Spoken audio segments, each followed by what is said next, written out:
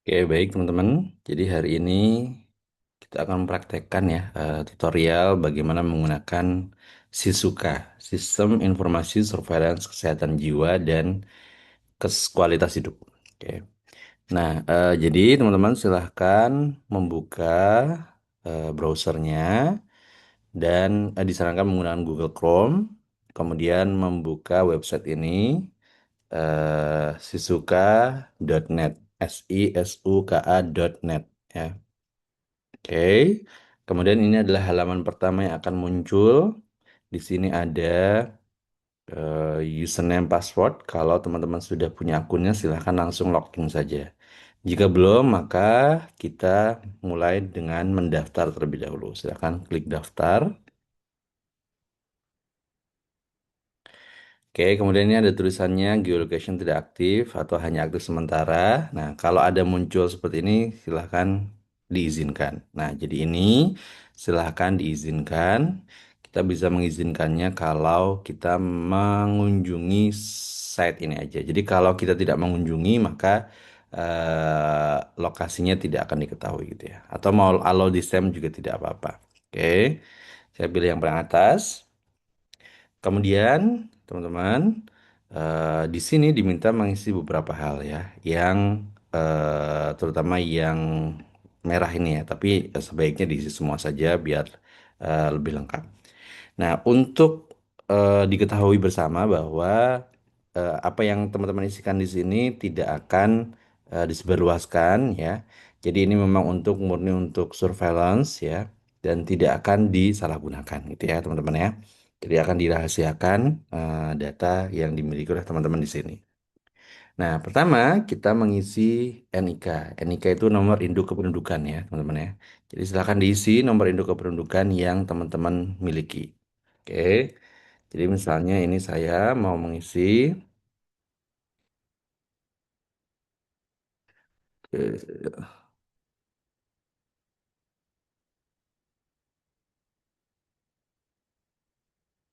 oke, misalnya seperti ini. Kemudian namanya silahkan diisi. Nama saya, nama lengkap, tanggal lahirnya silahkan. Jenis kelamin dan seterusnya silakan diisi sesuai dengan yang ada. Nomor kontak boleh diisi nomor teman-teman.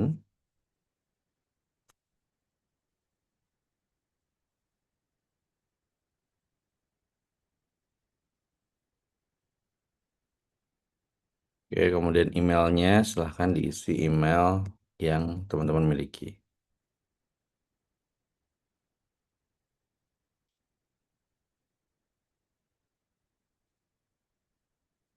Oke. Riwayat penyakit silahkan diisikan riwayat penyakit yang memang teman-teman miliki. Jika tidak ada boleh di strip saja. Misalnya punya riwayat penyakit asma, penyakit jantung gitu ya. Penyakit jantung, DM, diabetes mellitus ya, diabetes, hipertensi, ya, dan seterusnya. Kemudian provinsi, silahkan diisi provinsinya dari provinsi mana. Oke, berarti ini Jawa Tengah. Kabupatennya berarti yang Semarang Kota. Kecamatannya. Ini alamat ini ya, teman-teman ya. Alamat aslinya ya. Alamat rumahnya, mohon maaf. Alamat rumahnya. Oke. Kecamatannya, oh beda. Kelurahannya saya Karangrejo gitu ya.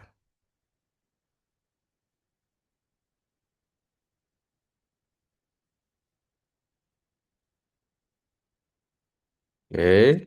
Nah, kalau teman-teman punya alamat domisili yang sama dengan alamat rumah, silahkan diklik di sini. Tapi kalau tidak, misalnya teman-teman ada yang tinggal di Semarang, sorry, tinggalnya di luar Semarang, kemudian di sini berarti ngekos misalnya, maka boleh ditulis lagi ya domisili yang ada di sini.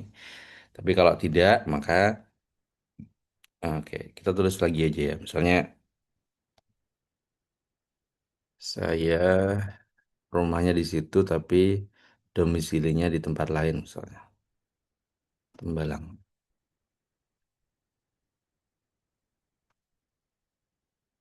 Tembalang.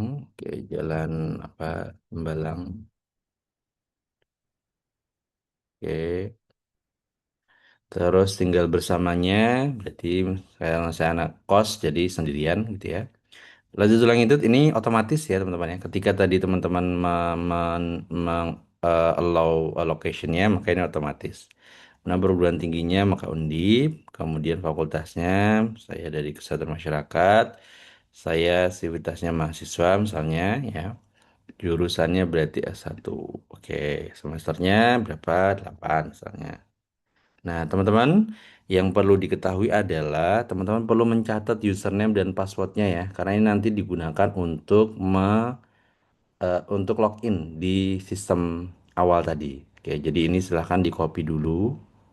Oke, di copy dulu. Kemudian disimpan ya. Kemudian klik, kalau sudah di copy, silahkan diklik daftar. Klik daftar. Nah, pendaftaran berhasil. Oke, kemudian kita akan masuk ke login lagi ya. Nah, jadi silahkan teman-teman tadi mengisi dengan NIK teman-teman ya. Username dan passwordnya sama yaitu NIK. Akan klik login. Nah, maka di sini akan muncul dashboard utama ya. Jadi tadi mohon untuk dicatat ya username dan passwordnya yaitu NIK teman-teman karena nanti digunakan lagi. Jadi ini sebenarnya tidak berhenti di satu kali pengisian ya teman-teman ya. Nanti teman-teman akan mendapatkan akan bisa mengisi ini seminggu kemudian, 2 minggu kemudian gitu ya. Jadi teman-teman tahu sebenarnya kualitas hidup, kondisi kesehatan jiwa dan lain sebagainya teman-teman itu bagaimana gitu ya. Nah, ini dashboardnya belum muncul karena teman-teman belum mengisi, karena kita belum mengisi sama sekali ya isiannya. Kalau yang sudah diisi, misalnya saya sudah mengisi sebelumnya, misalnya, nah ini adalah dashboardnya nantinya. Jadi nanti teman-teman akan punya dashboard seperti ini untuk setiap kali teman-teman mengisi baru. Ya, depresinya gimana, kecemasannya bagaimana, stresnya bagaimana gitu ya. Kemudian kualitas hidupnya bagaimana, ini bisa terlihat. Termasuk nanti ada pesan-pesannya ya teman-teman ya. Oh, depresinya sedang. Maka teman-teman diminta untuk apa gitu ya. Catatan pentingnya juga mohon nanti dibaca ya. Oke, kemudian nanti ada risiko untuk melakukan hal lebih jauh, maka teman-teman nanti ada rekomendasi, dukungan perawatan, langkah dukungan diri dan seterusnya. Nanti akan didapatkan setelah mengisi ya. Nah, yang ingin saya jelaskan adalah bahwa di dalam Shizuka ini ada empat jenis empat jenis kuesioner ya. Teman-teman mohon untuk mengisi dari atas dulu. Oke, pertama kita mengisi DAS 21. Ya, jadi DAS 21 ini digunakan untuk mengetahui depresi, anxiety atau kecemasan dan juga stres ya. Singkatannya depresi, anxiety, stress skill. Terdiri dari 21 pertanyaan. Jadi teman-teman silahkan dapat mengisi, klik dengan tambah ini. Oke, nah ini adalah keluar ya, nik, nama, jenis kelamin, umur, dan seterusnya. Nah, yang perlu diketahui adalah ini digunakan untuk selama 1 minggu terakhir ya teman-teman ya. Jadi status-status yang teman-teman tulis di sini adalah digunakan untuk yang 1 minggu terakhir saja. Oke, nah berikut skalanya 0 itu tidak pernah, 1 itu kadang-kadang, 2 itu sering, 3 itu sangat sering sekali atau sangat sesuai. Gitu ya. Nah, teman-teman pertama silahkan mengisi tanggal di sini ya. Jadi klik tanggal, nah maka otomatis tanggal hari ini. Jadi saya klik di sini. Oke. Kalau teman-teman misalnya lupa ya kemarin, oh harusnya saya mengisinya mau setiap hari Senin Pak. Oh ya oke, nggak masalah. Jadi bisa diundurkan ke 13 gitu ya. Oke, kemudian silahkan dijawab dalam 1 minggu terakhir ya. Ingat bahwa ini adalah 1 minggu terakhir. Saya merasa sulit untuk bersantai. Kayaknya kadang-kadang saya sulit, Pak. Oke, berarti yang satu gitu ya. Kadang-kadang. Saya merasa bibir saya sering kering. Kayaknya nggak pernah, Pak. Oke, berarti nol. Saya tidak bisa merasakan perasaan positif sama sekali. Dua. Kadang-kadang. Ya, sering ya, sering misalnya. Dan seterusnya. Nanti teman-teman silakan baca satu persatu dan diisi sesuai dengan yang benar-benar teman-teman alami. Oke, tidak punya kekuatan untuk melakukan suatu kegiatan dan seterusnya. Silahkan diisi. Ini saya biar cepat ya teman-teman. Tapi mohon nanti teman-teman untuk mengisikan sesuai dengan status yang memang teman-teman miliki. Jadi jangan kayak saya gini ya. Tapi ini contoh yang salah ya. Jadi teman-teman harus membaca dulu ya. Kemudian silakan diisi dengan kondisi yang sebenarnya. Saya merasa hidup ini tidak berarti. Oh, nggak pernah ya. Saya merasa takut tanpa alasan jelas. Sering sekali misalnya. Oke. Maka disimpan. Kalau sudah diisi semuanya, tanggal dan 21 pertanyaan ini silakan diklik simpan.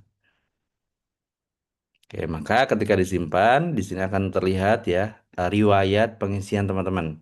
Oke, umurnya segini ya, tanggal pengisiannya adalah segini. Stresnya kategorinya sedang, kecemasannya berat, depresinya sedang, gitu ya. Kalau teman-teman ada kesalahan misalnya ya, maka bisa diedit. Tapi kayaknya sih nggak ada kesalahan ya. Sekali mengisi saja. Oke, nah nanti kalau teman-teman misalnya minggu depan mau mengisi lagi, maka teman-teman klik tambah lagi. Tanggalnya nanti mohon diganti ke minggu depan. Begitu ya teman-teman ya. Oke, jadi yang DAS sudah selesai, lanjut ke EQ5 D5L. Nah, untuk EQ5 D5L ini untuk mengukur eh, kualitas hidup ya teman-teman ya. Nah, di kualitas hidup ini teman-teman, ini cukup dengan 5 pertanyaan saja dan satu skala ya. Jadi ini nggak terlalu banyak pertanyaannya. Coba kita lihat, klik tambah.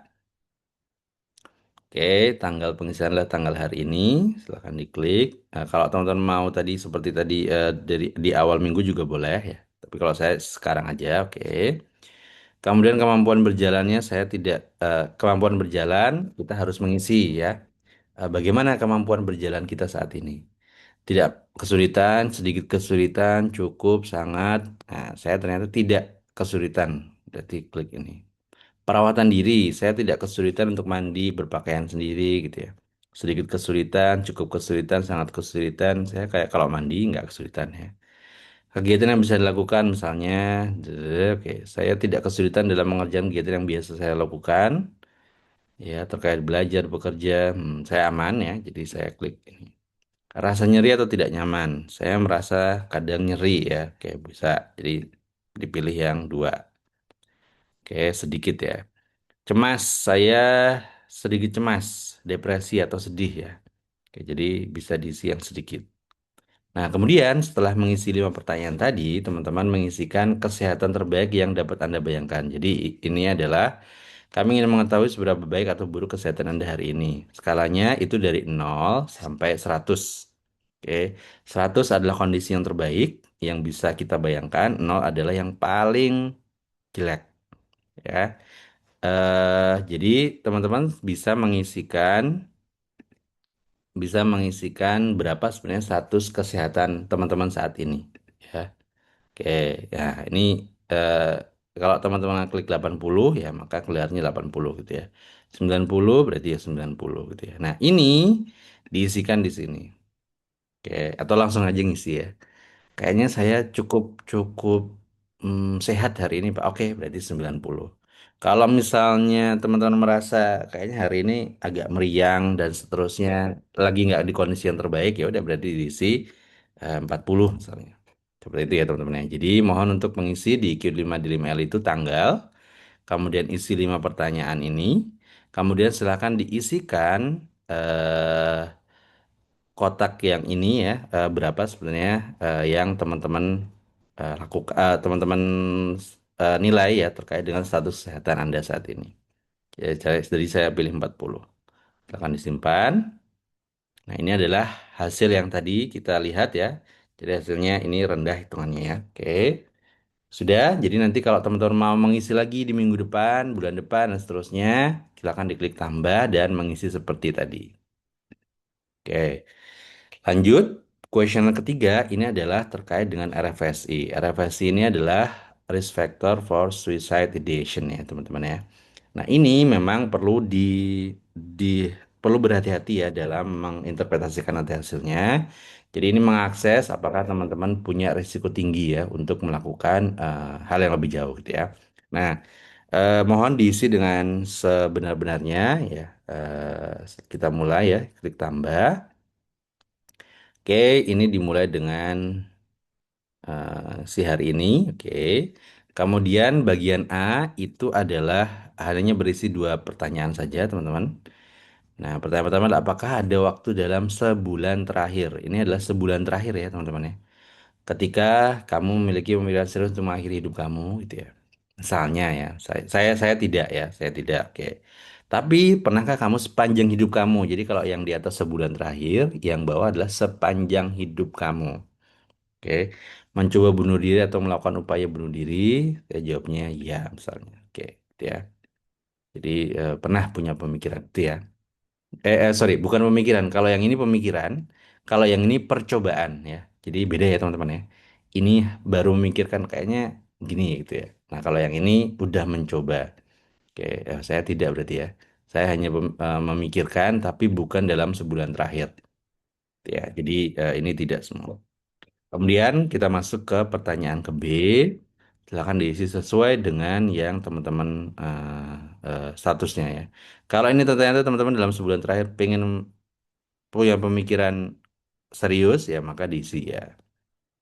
Oke, saya merasa orang-orang dalam hidup saya lebih bahagia jika hidup tanpa saya. Tidak, saya merasa kehadiran saya sangat ini ya, sangat membahagiakan orang lain. Saya pikir saya adalah beban bagi teman, tidak setuju. Saya pikir ramadan saya akan membuat orang dalam hidup saya merasa lega, tidak juga. Saya merasa orang sekitar saya menyingkirkan, ingin menyingkir saya, misalnya saya setuju gitu ya. Saya pikir segala sesuatu yang saya lakukan selalu dinilai memperburuk situasi atau kondisi yang ada. Oke, ya saya merasa peduli, orang lain peduli kepada saya, setuju. Oke, dan seterusnya. Teman-teman nanti silahkan dibaca, dipahami, dan mengisi sesuai dengan yang teman-teman rasakan ya. Saya berhasil untuk bersantai. Oke, ya ini nih yang belakang saja ya teman-teman ya. Yang ini sepertinya masih typo ya, dua ini ya. Jadi yang belakang saja yang digunakan. Saya merasa sulit untuk bersantai. Saya merasa putus asa dan sedih. Saya merasa kesepian walau ada, saya sangat setuju. Saya merasa berulang terjadi pada saya. Oke. Oke, merasa lebih aman, lebih baik saya menyerah. Oke, merasa hidup saya sial terus. Saya perkirakan hidup saya tidak akan terlalu lama. Oke, ini ada 19 pertanyaan. Jadi teman-teman pastikan semuanya dijawab ya. Jadi ada terkait dengan tanggalnya. Bagian A ada dua pertanyaan dan bagian B ada 19 pertanyaan. Kalau sudah silakan disimpan. Oh sorry, yang ini belum diisi. Oke, saya merasa lebih baik saya menyerah. Tidak setuju. Simpan. Nah, kalau sudah disimpan, maka di sini akan muncul riwayatnya ya, teman-teman ya.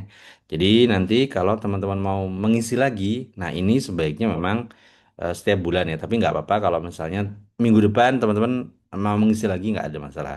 Silakan diisi tambah ya. Dan mengisi seperti tadi, mulai dari tanggal, bagian A sampai bagian B, kemudian diklik simpan. Oke, jadi tiga kuesioner sudah kita isi. Selanjutnya adalah terkait dengan TAM. Oke, silakan diklik TAM. Nah, di TAM ini berisi terkait dengan teknologi asesmen ya. Jadi kita pengen menilai nih, menurut teman-teman eh, aplikasi Sisuka ini seperti apa, gitu ya. Tapi sebelum mengisi TAM ini, teman-teman silahkan klik dashboard. Nah, jadi hal-hal yang tadi kita isi di atas, di sebelumnya, di tiga kuesioner, maka langsung akan menghasilkan status kita pada hari pengisian ini. Ya, jadi nilai pertama dimulai dengan kondisi kesehatan jiwa. Ternyata level depresi saya sedang. Ya, jadi pesannya adalah karena depresi saya sedang, maka cobalah untuk menulis jurnal harian, untuk melakukan perasaan atau pikiran yang mungkin mengganggu. Oke, jadi ini adalah pesan yang ditujukan untuk teman-teman dengan status depresinya sedang ya. Jadi bisa menulis jurnal harian, untuk meluapkan perasaan, pikiran yang mungkin terganggu. Oke, jika memungkinkan, luangkan waktu untuk berbicara dengan teman atau keluarga yang dapat memberi dukungan dan mendengarkan Anda tanpa menghakimi. Nah, ini adalah pesannya, teman-teman. Silahkan teman-teman dapat menggunakan pesan ini sebaik mungkin melihat level depresinya teman-teman. Itu ya harapannya tiap minggunya teman-teman bisa melakukan. pesan ini dan menurunkan level depresinya teman-teman. Jadi tujuan dari surveillance adalah mengetahui bagaimana pergerakannya per minggu misalnya. Kemudian teman-teman bisa aktif ya dalam melaksanakan pesan-pesan ini. Oke, harapannya bisa selalu sehat gitu ya. Yang kedua adalah kecemasan. Ternyata di sini kecemasannya levelnya berat ya. Jadi pertimbangkan untuk berbicara dengan psikolog karena levelnya berat ya. Untuk mendapatkan panduan yang lebih mendalam ya, dengan bantuan seorang profesional, Anda dapat belajar teknik yang lebih efektif untuk mengurangi kecemasan Anda. Oke.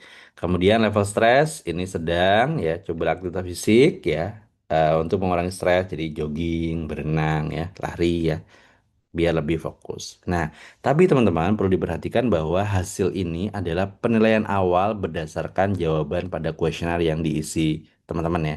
Jadi ini bukan merupakan penilaian akhir dan diagnosis final, bukan diagnosis ya. Nah, kemudian ada catatan penting lagi bahwa kalau teman-teman punya kategori berat atau sangat berat pada salah satu komponen di atas, bukan berarti Anda sedang ada dalam masalah yang sangat berat. Jadi untuk mengetahui kepastian hal tersebut sangat disarankan untuk segera menghubungi psikolog. Gitu ya teman-teman ya. Nah, karena dengan dukungan dari ahli, harapannya bisa memahami kondisi teman-teman dan lebih baik ya, dan bisa menemukan solusi dari masalah teman-teman untuk menjaga kesehatan mental teman-teman. Gitu ya. Ini adalah terkait dengan kesehatan jiwa. Kemudian yang kedua terkait dengan kualitas hidup. Nah, jadi tadi kita kan mengisi ada 5 pertanyaan ya. Jadi statusnya ada kemampuan berjalan, perawatan diri. Nah, ini adalah statusnya. Jadi 5, 5, 5, kemudian ini 4 gitu ya. Nah, kemudian level kesehatan Anda hari ini itu dilihat dari yang tadi 40 yang kita nilai. Nah, ternyata rendah nih.